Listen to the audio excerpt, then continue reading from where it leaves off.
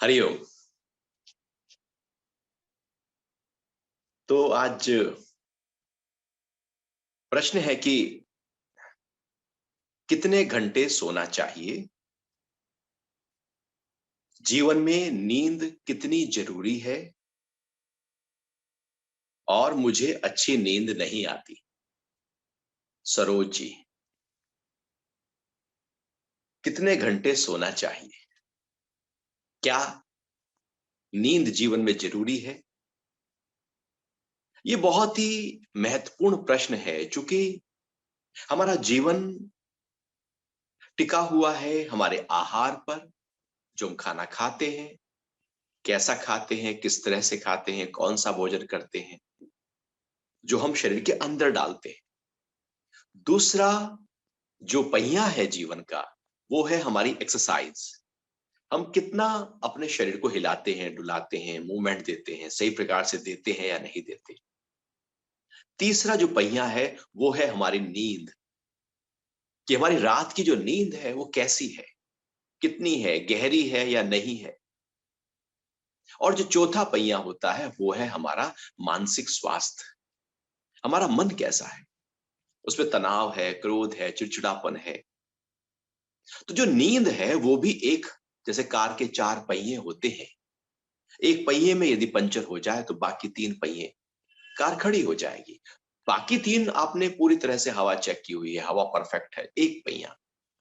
ऐसे ही नींद यदि गड़बड़ा जाए तो बाकी आप अपनी एक्सरसाइज पे कितना भी ध्यान दो, अपने खाने पीने पे कितना भी ध्यान दो, अपनी मेंटल फिटनेस पे कितना भी ध्यान दो, लेकिन नींद की कमी से, उस एक पहिए की गड़बड़ी की वजह से सारे बाकी के तीन पहिए खराब होने शुरू हो जाते हैं। तो हमें अपने नींद को बहुत ही महत्वपूर्ण तरीके से ध्यान देना होगा। जैसे हम दिन में डाइट पर ध्यान देते हैं, जैसे हम एक्सरसाइज पर ध्यान देते हैं। क्योंकि नींद एक देवी है, एक एनर्जी है, जो हमारे शरीर के स्वास्थ्य को बढ़ाए रखने में, बनाए रखने में हमारी मदद करती है। हम सुबह से लेकर रात तक काम करते हैं। आंख देख रही है, कान सुन रहा है, नाक सूंघ रही है, जीभ स्वाद में लगी है, तो चाहे स्पर्श में लगी है, मन ख्यालों में है, ये ख्याल वो ख्याल, बुद्धि निर्णय लेती रहती है जब जरूरी होता है तो निर्णय। अहंकार कहता है मैं, मेरा और मेरे वाले। हमारे पीछे की कुछ इच्छाएं, वासनाएं प्रकट होने लगती हैं। हम दिन भर बहुत सारे कर्म कर रहे होते हैं। तो ये लगातार जो भी हमें, हमारे माध्यम है, वो लगातार किसी ना किसी कार्य में व्यस्त रहते हैं।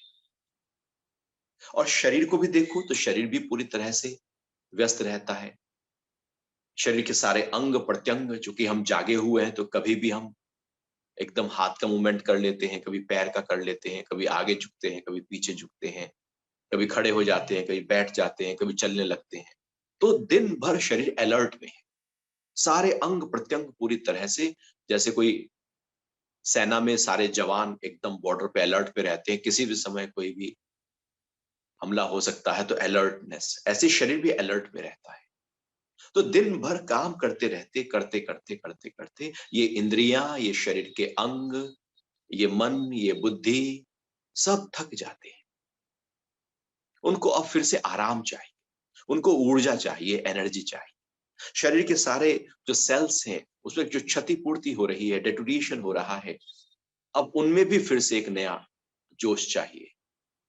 वो मिलेगा आराम से। इसलिए हम रात को सो जाते हैं, जिससे दिन भर का जो अंग, सारी इंद्रियां हमने प्रयोग में रखी थी, स्टैंड बाय रखी थी, तैयार रखी थी, अब हम उनको पूरी तरह से आराम दे रहे हैं। और रात को ये नींद हमारे दिन भर के कार्यों से उत्पन्न हुई थकान को दूर करने के लिए सहायक हो जाती है। इसलिए रात की नींद जब गहरी होती है तो आपने देखा होगा अगला दिन बहुत ही अच्छा होता है, आप सुबह को बहुत फ्रेश उठते हैं।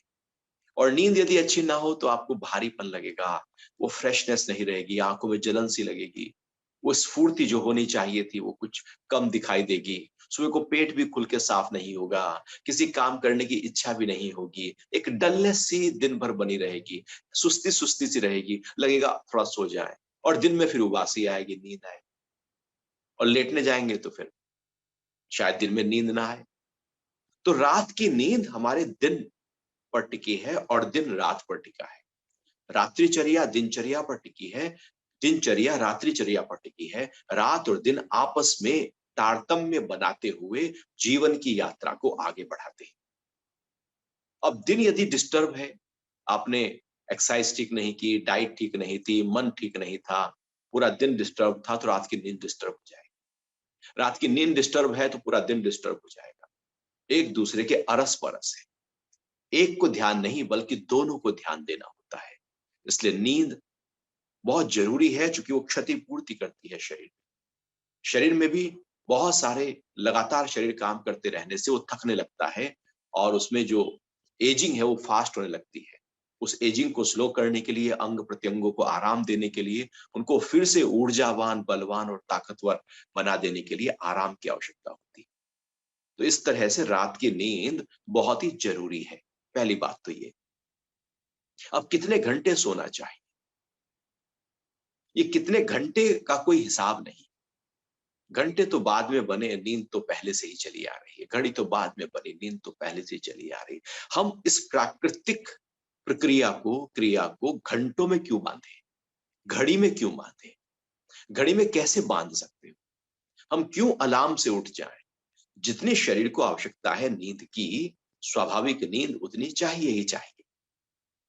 हाँ, वो 6 घंटे हो सकती है, 8 घंटे हो सकती है, कोई एक ऐसा बीच का समय हो सकता है 6 से 8 घंटे, कभी-कभी 9 घंटे, और बच्चे हों तो ज़्यादा नींद। छोटे बिल्कुल छोटे बच्चे हैं तो और ज़्यादा। पैदा हुआ बच्चा 24 घंटे में वो कम से कम 23 घंटे सोता है, 22 घंटे सोता है, फिर वो 20 घंटे सोता है, फिर वो 18 घंटे सोता है। उम्र बढ़ती जाती है, उसके सोने का टाइम घटता जाता है। लेकिन 8 घंटे की नींद व्यक्ति को चाहिए, जिससे वो पूरी तरह से फ्रेश हो जाए।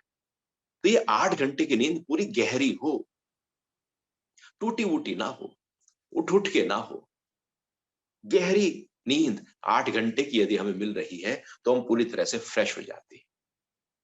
हाँ, यदि आपका कोई शारीरिक श्रम नहीं है, मन भी बिल्कुल शांत है, आप ध्यान भी करते हैं, पूजा-पाठ और प्रार्थना में भी आप रहते हैं, एकदम सात्विक जीवन जी रहे हैं, तो वहाँ पर नींद थोड़ी कम हो जाती है। चूँकि दिन भर जो है, वो हलचल नहीं थी, टूटन-फूटन ज़्यादा नहीं थी, टॉक्सिन्स ज़्यादा नहीं थे। उपद्रव शरीर के मन के स्तर पर ज़्यादा नहीं थे, तो रात की नींद की अब शरीर को उतनी ज़रूरत नहीं पड़ती। इसलिए वहाँ पर 6 घंटे नींद हो सकती है। लेकिन यदि ज़्यादा कोई शारीरिक श्रम कर रहा है, फिज़िकल एक्टिविटी कर रहा है दिन भर, तो उसकी नींद ज़्यादा होनी चाहिए, चूँकि उसको अब आराम मिल रहा है। तो नींद को कभी घंटों में नहीं बाँधना।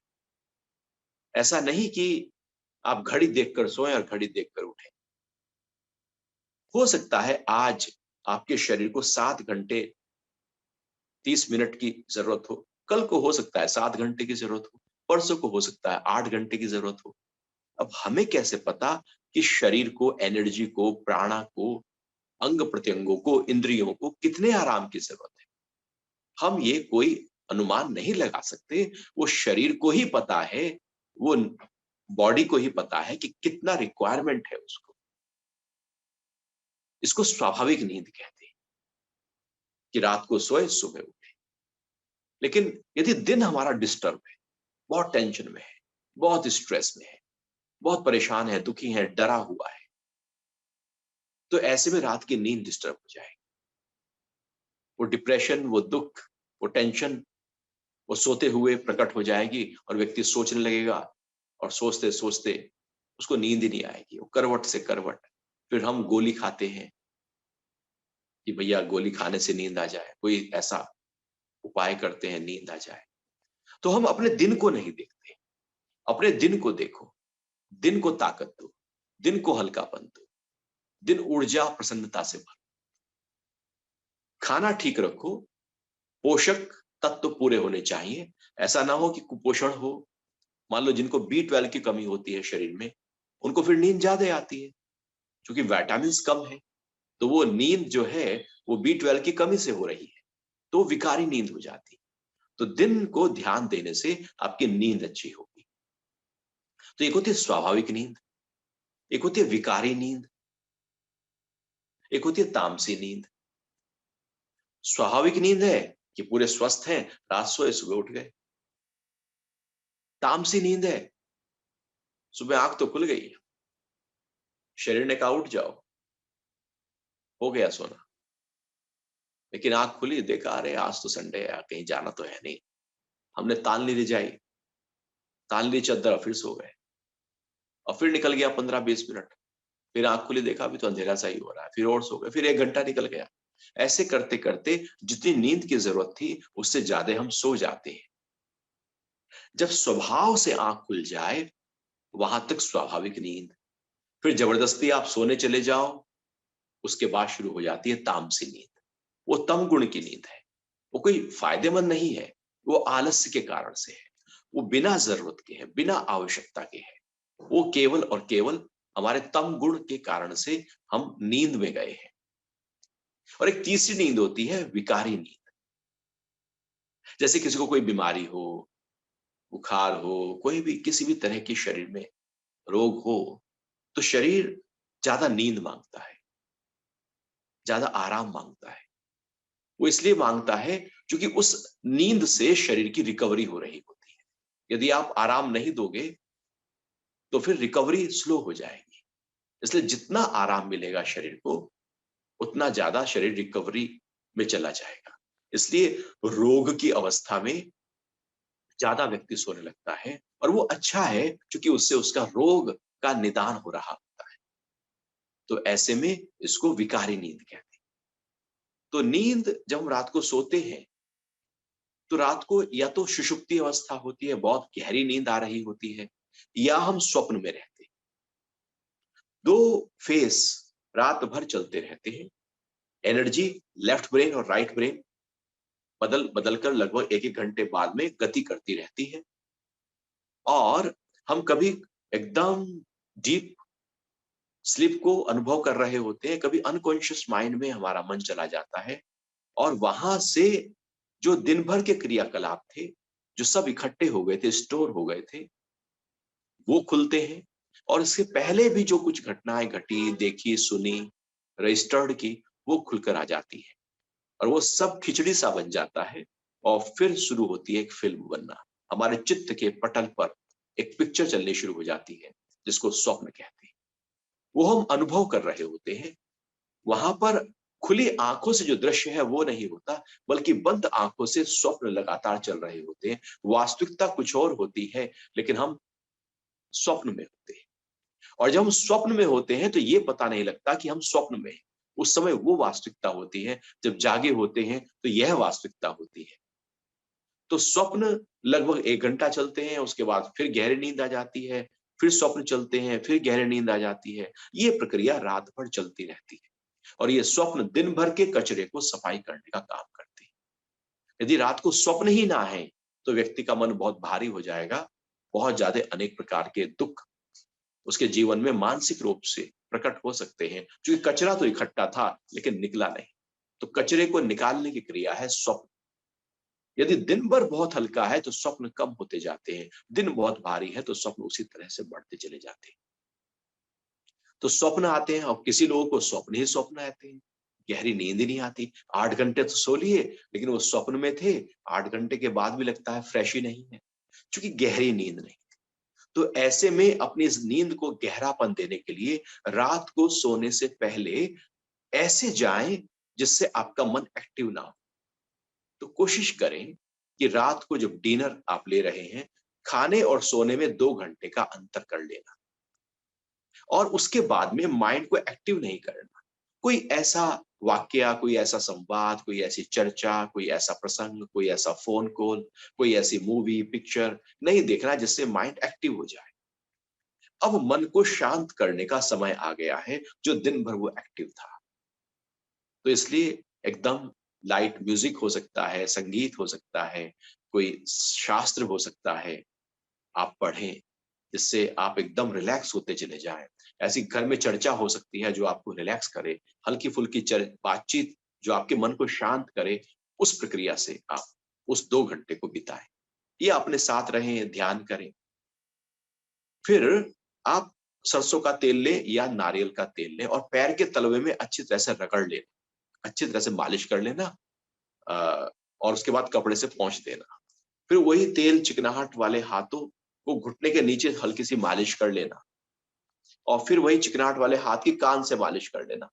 3 जगह पर मालिश करने से आपका नर्वस सिस्टम रिलैक्स हो जाएगा और आप गहरी नींद में चले जाएंगे। उसके बाद आप इसके करने के बाद आप बैठ जाना आराम से।